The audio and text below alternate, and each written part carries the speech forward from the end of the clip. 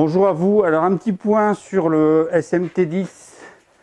Alors moi c'est le Max D, mais enfin le Grave Digger c'est pareil. Alors c'est un Monster Truck de chez Axial.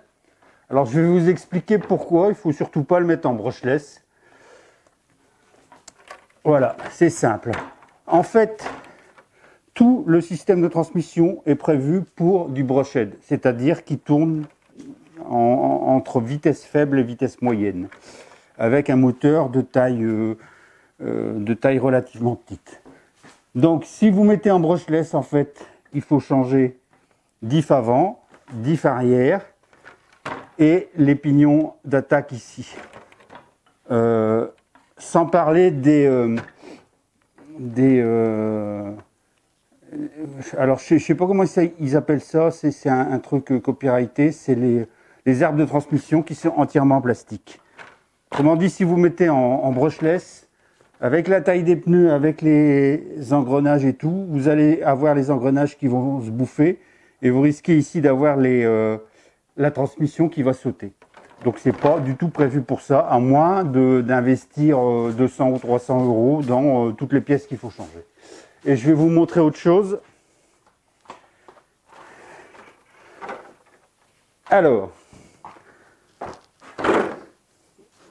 ça en fait, c'est quasiment la même chose. Alors les pneus sont légèrement plus petits, mais ils ressemblent comme des gouttes d'eau. Donc ça c'est un MST. Donc Maximum Speed Technology, MTX1. Ça coûte le même prix que ça. Et en fait, ça, c'est directement brushless. Et très honnêtement, en 3S, ça dépote. Donc on peut faire des wheelies sans problème, hein, parce qu'on a une wheelie bar directement à l'arrière, alors qu'ici, il n'y en a pas. Hein. Il faut en mettre une. Le truck, enfin le Monster Truck est plus léger, plus compact un petit peu, et la transmission, on la voit ici, est légèrement plus courte, ce qui fait que je dirais que ça saute pas comme l'autre à ce niveau-là. Il y a un système de tige télescopique, alors que de l'autre côté il y en a deux. Ce qui fait que de l'autre côté, en fait, sur l'axial, c'est quand même prévu pour quelque chose qui a du torque et pas de la vitesse.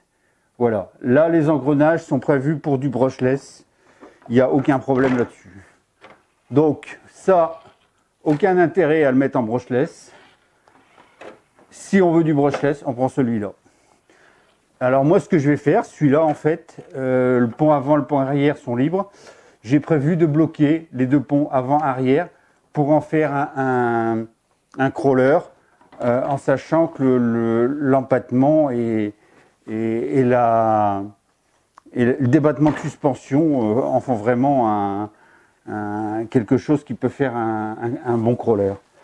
Alors il faut voir aussi que sur l'axial, tout est mou en fait. Hein. C'est-à-dire qu'en fait ça se voit ici, hein, quand on bouge les roues devant, la tige devant, enfin les tiges de direction se plient, tout ça. Tout ça c'est prévu en fait pour faire du tout-terrain plutôt que un brushless. Alors qu'ici c'est plus court. Voilà. Merci à vous. Au revoir.